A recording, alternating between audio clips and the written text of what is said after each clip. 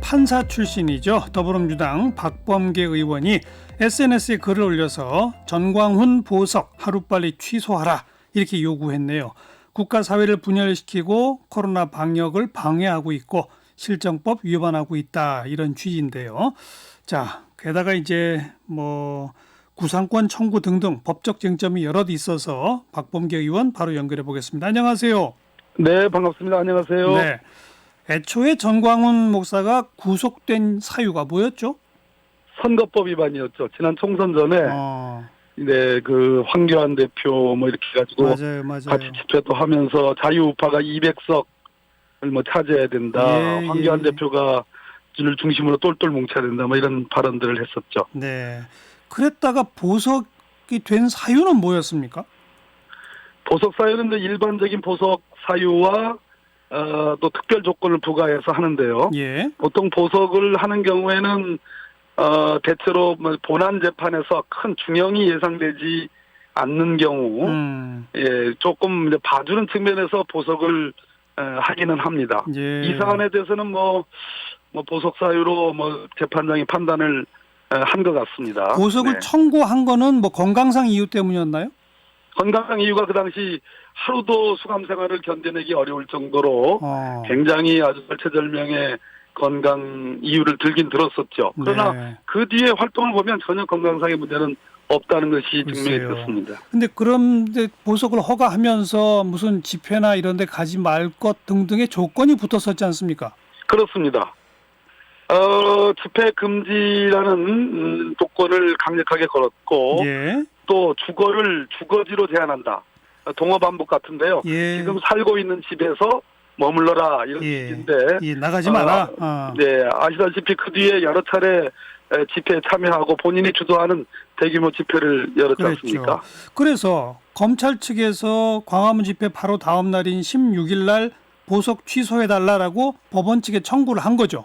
그렇습니다. 근데 법원은 왜 그때 가만히 있었나요? 검찰의 보석 취소 청구는 당연한 수순은 원래 아닙니다. 그거 관계없이 재판을 하면서 내 재판의 수명을 받을 전광훈 목사가 이러이러한 경우에 당신 보석 취소할 테니까 반드시 약속을 지키지 않으면 보석 취소할 거야라는 일종의 자기 재판이거든요. 재판부가. 그런데 그 보석 취소 사유에 해당하는 집회가 꾸준히 있어 왔고 가장 심각한 거는 7월 달에 심각했습니다. 여러 번 했고 심지어 8월 8일, 8월 9일 이때 보면 그때라도 늦지 않았는데 보석 취소를 하지 않은 것이 참 여러 가지로 상당히 그렇습니다. 그러니까 검찰이 보석 취소 청구를 안 하더라도 보석을 허가한 재판부가 자기가 건 보석 허가의 조건을 위반하면 그냥 바로 취소해 버리면 되는 거다 이 말씀 아니에요? 그렇습니다. 네. 왜 가만 놔뒀죠 법원은? 통상적으로 보석 조건을 지키는지에 대한 감시, 관찰이 법원의 일반적인 어떤 그 재판 관행상 철저하게 이루어지고 있지 못합니다.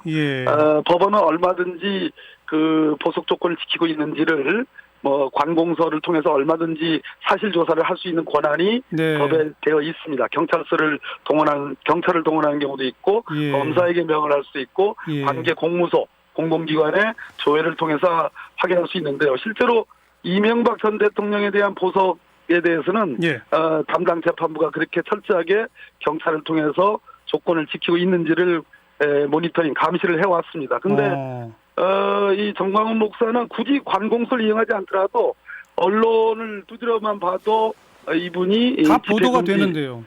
다 보도가 되는데 그것을 좀 게을리한 점이 저로서는 마땅치 않습니다. 게을리한 겁니까? 눈을 감은 겁니까? 글쎄요, 판사님은 보석한 한 판사에 대한 비판을 어느 정도 해야 되는지 모르겠는데 지금 그거보다 더 중요한 것은 현재 코로나19 확진이 되고 나서 예. 치료를 받고 지금 이제 퇴원이 됐지 않습니까? 예. 퇴원되고 나서 대통령을 포함해서 막말을 하는 모습을 보면서 예. 정말 이분 인간적으로 참 못됐다. 네. 참 나쁜 사람이라는 생각이 드는 게 국가의 돈으로 예산으로 그렇게 치료를 받아서 완치가 됐으면 예. 최소한 의료진에 대한 감사라든지 또는 뭐 국민에 대한 감사 정도는 표할 만한데 네. 다시 정치 투쟁을 일삼고 있는 걸 지금 재판부가 아실 거란 말입니다. 예. 그랬을 때 왜 직권으로 보석을 취소하지 않는지 이 점은 저는 좀 이해하기 어려운 면이 있습니다. 그러니까 코로나 확진 보도가 나오니까 사실은 이미 그 전에 집회에도 참석하고 뭐 많은 문제가 있어서 바로 보석 취소해야 되는데 뭐 불가피하게 네. 병원에 입원했다가 퇴원하면 바로 이제 다시 구속되겠구나 했는데 아직도 감감무소식인 거죠? 제가 보기에는 아마 이 사안 자체의 사회적 위험성에 대한 평가를 재판부가 일반 국민들의 정서하고는 다르게 평가하고 있는 거 아닌가 하는 예. 그런 우려가 있고요. 또 하나는 이 사안을 일반적인 어떤 그 보석 사안, 네. 보석 재판 사안과 동일시하고 있는 거 아닌지 그것은 국민 정서하고는 조금 다르지 않은가 못내 아쉽습니다. 최근에 그 광화문 집회 가운데 여러 건은 불허됐습니다만 뭐 한 100명 모인다라고 되어 있는 그 서류만 믿고 허가해준 재판부에 대한 좀 비판 여론이 고조되지 않았었습니까? 맞습니다. 근데 네. 사실 그 집회의 규모를 뭐 제대로 간과하고 허가해준 법원보다도 정광훈 목사를 보석 허가하고 그다음에 자기가 건 조건도 계속 위반하는데도 직권으로 취소하지 않고 있는 재판부가 사실 더 문제라고 볼 수 있겠네요. 둘 다가 저는 다. 문제라고 보는데요. 예, 그 최소한의 조건을 붙여서 집회가 가능하도록 집행정지 결정을 하루 만에 한 거거든요. 예. 14일 날 신청하니까 13일 날 신청하니까 14일 하루 만에 했는데 우리 법원 행정처장께서는 뭐 고민의 결론이라고 하는데 고민이 너무 짧았지 않습니까? 그 어마어마한 뭐 결과적이긴 합니다만 그걸 예측하기는 어려웠다 하더라도 그 결정문에는 코로나19 확산의 위험성을 재판부가 인정을 했거든요. 그런 측면에서 뭐 비판받을 소리가 있고 지금 말씀하신 것처럼 지금이라도 늦지 않았는데 이분이 다른 것보다도 정말 이 우리나라 국가사회에 대한 분열, 교계, 우리나라 기독교에 대한 정말 국민들의 인식을 나쁘게 지금 하고 있고 기독교 자체로도 이 사람을 좀 멀리하는 그런 정서가 있는데요. 그만큼 사회적 위험성이 큰 거죠. 그것이 좀 경시되는 이유가 전 이해가 안 됩니다. 지금이라도 하루빨리 재판부는 보석 취소하라 이 말씀이죠, 그러니까. 빨리 심리를 열어서 취소하라고 권고하고 싶습니다. 그다음에 이제 또 법률적 쟁점이 이 정광훈 목사 또 사랑제일교회 등등에 대해서 건강보험공단 그리고 서울시가 구상권 청구한다 이런 말이 나오던데. 우선 구상권이 뭐죠? 지금 일단 당장 사랑제일교회 정광훈 목사가 이끌고 있는 사랑제일교회 확진자가 1,000명이 넘어섰어요. 거기에 이분들 전부 다 국가 예산으로 국비로 다 치료를 받지 않습니까? 그런 측면에서 당장 국가 예산으로 돈을 들여서 치료를 해준 뒤에 책임의 궁극적인 원인을 찾아서 책임 기여자, 책임 제공자, 원인자에게 그것을 물리게 하는 방식이 구상이라고 하는 겁니다. 정부 예산 쓴 거를 당신들이 토해내라 이렇게 하는 게 구상권이로군요. 그렇습니다. 그런데 지금 이제 그 사랑제일교회 신도 및 관련자가 1,000명 넘었다. 정확히 표현하면 그렇게 말해야 될 텐데요. 그렇죠. 이 사람들이 이렇게 감염되게 된 데에 뭐 사랑제일교회 측 아니면 그 교회의 정광훈 목사 아니면 교회 소속 특정 어떤 개인이 어떤 잘못이 있는지가 분명히 입증돼야 되는 거 아닌가요? 절대 맞는 말씀입니다. 우리 선생님 말씀처럼 인과관계에 대한 입증이 있어야 되는데요. 그러나 지금 어느 정도 입증이 되어가고 있죠. 왜 그런가 하니 폭발적으로 지금 감염병 제2차 팬데믹과 같은 현상이 8.15 집회를 기점으로 전국적으로 퍼졌고 그것을 찾아 올라가 보면 8월 9일자 사랑제일교회에 2,000명에 가까운 신자들이 모여서 집단 예배를 합니다. 예. 그리고 그 즈음에 소위 이제 집단 뭐 투숙인가 하는 그런 합숙이죠, 합숙. 합숙, 네, 합숙이 있었다는 거고요. 예. 그 전에 7월 달부터 꾸준히 아까 보석 조건을 어겨면서까지 예. 7월 6일부터 8일, 7월 27일부터 29일까지 예. 그리고 8월 8일 예비 집회가 있었고 8월 9일에 문제리 2,000명에 가까운 집단 예배 이런 등등으로 보고 그 사이에 8월 2일, 12일장가 예. 확진자가 사랑제일교회에서 나옵니다. 예. 그랬을 때 어느 정도의 인과관계가 지금 입증되어 있는 거 아닌가 네. 저는 그렇게 생각을 합니다. 그러면 그 돈을 토해내야 할 주체가 그러면 교회가 됩니까? 정광훈 목사나 특정 개인이 됩니까? 그건 어떻게 되나요? 개개인의 지금 확진된 교인들에 들어간 비용을 부상하니까요. 예. 개개인의 교인들이 확진돼서 치료가 된 그 교인들이 일단 책임 주체가 되고 정광훈 목사도 그 중에 하나로 들어가게 될 겁니다. 아마 교회 자체의 재단, 교회가 우리나라는 법인으로 되어 있죠. 예. 교회 자체가 부담하는 것은 일단은 제가 섣부르긴 한데요. 아닌 듯해 보입니다. 근데 최근에 일부 법조계 인사들의 했던 코멘트를 딴 보도들을 보면 정광훈 개인에게 구상권을 청구해서 예컨대 몇십억을 해도 개인의 이름으로 된 재산이 아니라 교회 재산으로 되어 있다면 아마 받아내기 어려울 것이다. 이런 얘기가 또 나오더라고요. 바로 그런 측면이죠. 제가 방금 말씀드린 것처럼 그것이 이제 개인과 법인이 구별이 되는 건데요. 예. 그러나 이론 중에는 법인격이 형해화된다는 이론이 있기 때문에 예. 사랑제일교회의 특수성, 정광훈 목사의 지배성의 강화, 그리고 그 어떤 지배력의 성질, 예. 또 교인들 개개인의 어떤 그 지시를 받은 그런 양태 이런 걸 고려하면 뭐 이론적으로 교회에 책임을 묻는 것이 전혀 불가능한 것은 아닙니다. 알겠습니다. 하긴 이 사랑제일교회와 무관하게 어떤 특정 개인이 자기가 뭐 어디 학원 선생이라는 걸 숨기고 뭐 이런 것만 가지고서도 구상권 청구에 들어가고 그건 뭐 거의 집행이 된다 그러지 않습니까? 네, 그렇습니다. 그럼 이번 경우는 증상이 있어서 검사 받으려 가려는 분한테 전화까지 해서 며칠 있다 가라, 해열제 먹고 버텨라, 뭐 그리고 집회에 참석해라, 그 다음에 방역 수칙 어기고 합숙시킨 거 이런 거는 뭐 명백한 증거들 아닌가요? 그게 정광훈 목사와 교회의 이름으로, 네. 교회라는 시설 단체의 이름으로 그 지배하에 이루어진 행위이기 때문에 예. 책임을 물을 소지도 있습니다. 그러나 다수 이론은 아직은 조금 조심스러워하는 것 같습니다.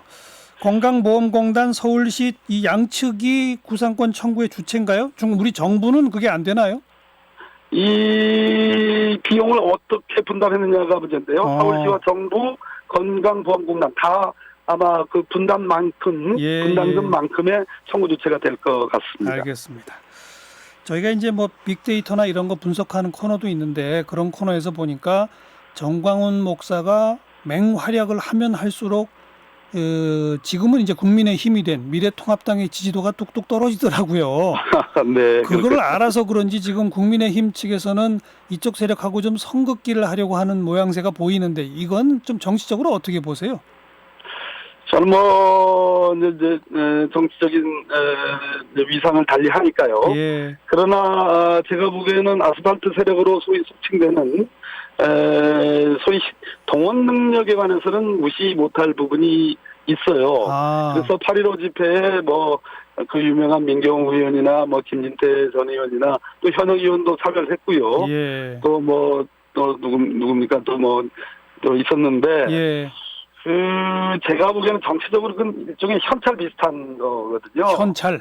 예, 저희들도 야당했고 수많은 야외 집회, 장외 집회 했습니다만은 예. 실질적으로 몇만 명씩 동원 가능한 세력을 쉽게 단절한다. 그거 저는 그렇게 쉬울 것인가. 물론 단절해 나가는 모습을 보여준다면 그것 역시 야당으로서는 점수를 딸 만한 일이긴 하지만 그렇게 쉬운 일은 아니라고 저는 생각을 합니다. 그냥 말이나 이런 거로는 선 긋는다고 해놓고 필요할 때는 동원하고 이렇게 되나요? 지역으로 이렇게 쭉 내려가서 보면요. 예. 이게 사실은 보수 혹은 극단적인 보수의 이름으로 정서적 봉담과 어떤 교류 예. 이런 것들이 그렇게 쉽게 두부 자르듯이 그렇지 않은 모습도 꽤 있습니다. 네. 이건 쉬운 문제가 아니라고 봅니다. 그렇군요. 자, 오늘 뭐 모신 김에 좀 그 법 관련돼서 한두 가지 더 여쭤보면 네네네. 공수처 발족해야 되는 지금 못하고 있잖아요. 그렇습니다. 국회의장은 지난달 말 8월 말까지 야당한테 그 추천위원 빨리 추천해라 그런데 안 했잖아요. 네네. 이거 어떻게 해야 됩니까? 정말로 저희들 내부적으로 회의를 자주 합니다. 예. 오늘도 했습니다. 예. 많은 저는 우리 법사위 차원에서 9월 중에는 어떤 형태로든 결단을 내려야 되고 더 이상 공수처 출범을 예. 염원하는 우리 다수 국민들의 뜻을 저버리기 어렵다라는 그런 생각을 하고 있고요. 예. 권리 위에 잠자는 거는 보호될 수 없습니다. 예. 그런 측면에서 야당의 추천 몫이 분명히 있고 예. 법에 규정되어 있는데 예. 그것을 행사하지 않는지 또는 협력 의무를 이행하지 않으면 네. 그것은 법적 보호를 저는 받기 어렵다고 봅니다. 예. 특별한 결단이 필요한 때이고 그것을 위한 준비를 하고 있다고 말씀드리겠습니다. 어떤 결단에 준비를 하고 계신 거예요? 법 개정입니까? 그까지 포함해서이죠. 예, 야당 입장에서도 자기들이 2명 추천할 수 있잖아요. 그렇습니다. 그 중에 한 명이 비토하면은 공수처장으로 임명 못하지 않습니까? 한 명은 괜찮은데요. 예. 7명 중에 6명이 동의를 받아야 아니, 되니까요. 그러니까요. 예. 야당에서 야당은 야당에서 한쌍이니까요. 네, 예. 2명을 추천하면 자기들이 사실 비토권을 갖게 되는 거잖아요. 그렇습니다. 네. 그런데 법을 개정해 버리면 자기들 비토권이 없어지는 거 아닙니까? 지금 우리 김용민 의원이 대표 발의한 데는 국회에서 4명을 지명하도록 예. 그렇게 좀 되어 있는데 예. 그거보다 어쨌든 권리 위에 잠자는 것은 보호할 수 없다라는 예. 그런 생각으로 비토권을 과연 어떻게 할 것이냐라는 것이 주된 지금 대안이겠습니다. 그래서 제가 볼 때 정치적으로도 야당의 입장에서도 빨리 2명을 추천해서 비토권을 유지해서 갖고 있는 게 더 유리한 거 아닌가요? 그렇게 상식이죠, 선생님. 근데 왜 안 합니까? 공수 자체를 부정하는 기 때문에 아니겠습니까? 최대한 시간 끌려고 하는 거 아니에요? 여당에서 그렇습니다. 예. 여당에서 빨리 이럴 때는 법 개정안을 막 내고 밀어붙여야 그나마 추천하는 거 아닐까요? 저를 자극시키시는군요. 왜 가만히 계시냐 이거죠. 가만히 안 있겠다고 제가 조금 전에 말씀드리고요. 9월 중에는 결론을 내려야 되겠습니다. 9월 중에요? 8월 더 빨리 준비하도록 하겠습니다. 예.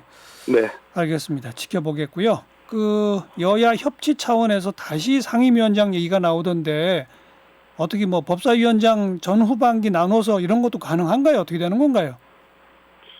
전반기, 후반기 그냥 당연히 전반기는 민주당이 받았으니까 후반기는 야당한테 준다. 그게 당연한 셈법이 있을 수 없는 거고요. 예. 예, 지금 그 심각한 법사위원장 자리라면 후반기라고 해서 심각하지 않는다는 보장이 없지요. 예. 그래서 저는 그것은 원칙의 문제이기 때문에 예. 당연히 그것은 뭐 야당의 몫으로 간다라는 그런 합의는 있을 수 없다고 보고 다만 예.